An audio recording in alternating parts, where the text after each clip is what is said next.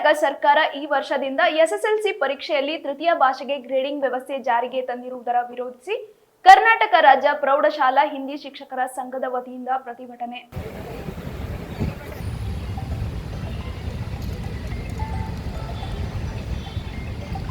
ಇವತ್ತು ಕಲಬುರಗಿ ಜಿಲ್ಲೆಯಲ್ಲಿ ಕರ್ನಾಟಕ ರಾಜ್ಯ ಸರ್ಕಾರಿ ನೌಕರರ ಸಂಘ, ಕರ್ನಾಟಕ ರಾಜ್ಯ ಪ್ರೌಢಶಾಲಾ ಸಹಶಿಕ್ಷಕರ ಸಂಘ, ಕರ್ನಾಟಕ ರಾಜ್ಯ ಹಿಂದಿ ಪ್ರೌಢಶಾಲಾ ಸಹಶಿಕ್ಷಕರ ಸಂಘದ ಜಂಟಿಯೊಂದಿಗೆ ಇವತ್ತು ಸರ್ಕಾರ ಮೊನ್ನೆ ಮಾಧ್ಯಮದಲ್ಲಿ ಏನು SSLC ಪರೀಕ್ಷಾ ಹಂತದಲ್ಲಿ ಇವತ್ತು ತೃತೀಯ ಭಾಷೆಯಾದ ಹಿಂದಿ ಭಾಷಾ ವಿಷಯಕ್ಕೆ ಸಂಬಂಧಿಸಿದಂತೆ ಅಂಕಗಳನ್ನು ಪರಿಗಣಿಸದೆ ಕೇವಲ ಗ್ರೇಡಿಂಗ್ ವ್ಯವಸ್ಥೆಯನ್ನು ಮಾಡಲಾಗುವುದೆಂದು ಏನು ಇತ್ತೀಚೆಗೆ ಘೋಷಣೆ ಮಾಡಿದ್ದಾರೆ.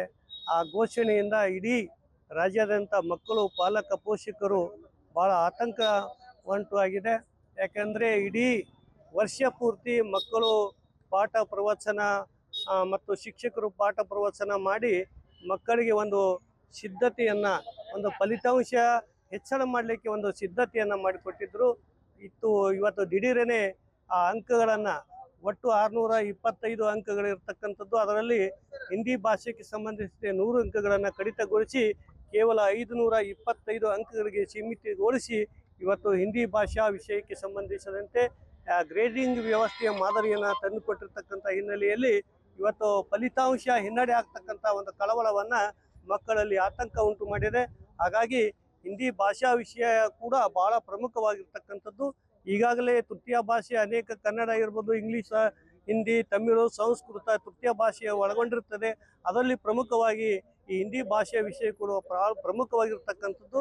ಆ ರೀತಿ ಇವತ್ತು ರಾಜ್ಯದ ಎಲ್ಲ ಮಕ್ಕಳಿಗೆ ಒಂದು ಫಲಿತಾಂಶ ಹೆಚ್ಚಳ ಮಾಡ್ತಕ್ಕಂಥ ನಿರೀಕ್ಷೆಯಲ್ಲಿ ಏನು ಅವರು ಪಾಠ ಪ್ರವಚನ ಮಕ್ಕಳು ಮಾಡಿದ್ದಾರೆ. ಆ ರೀತಿಯಾಗಿ ಇವತ್ತು ಸರ್ಕಾರ ಹೊರಡಿಸ್ತಕ್ಕಂಥ ಏನು ಗ್ರೇಡಿಂಗ್ ಮಾದರಿ ವ್ಯವಸ್ಥೆಯನ್ನು ಏನು ಘೋಷಣೆ ಮಾಡಿದ್ದಾರೆ, ಆ ಘೋಷಣೆಯನ್ನು ಇವತ್ತು ವಾಪಸ್ ತೆಗಿಬೇಕು, ಪುನರ್ ಪರಿಶೀಲನೆ ಮಾಡಬೇಕು. ಅದು ಮಕ್ಕಳ, ಶಿಕ್ಷಕರ, ಪಾಲಕ, ಪೋಷಕರ ಹಿತದೃಷ್ಟಿಯಿಂದ ಇವತ್ತು ಈ ಆದೇಶವನ್ನು ಹಿಂಪಡೆಯುವುದು ಭಾಳ ಸೂಕ್ತ ಅಂತಕ್ಕಂಥ ಒತ್ತಾಯವನ್ನು ಮಾನ್ಯ ಜಿಲ್ಲಾಧಿಕಾರಿಗಳ ಮೂಲಕ ಸರ್ಕಾರದ ಪ್ರಧಾನ ಕಾರ್ಯದರ್ಶಿಗಳಿಗೆ ನಾವು ಇವತ್ತು ಮನವಿಯನ್ನು ನೀಡಲಿಕ್ಕೆ ಬಂದಿದ್ದೇವೆ.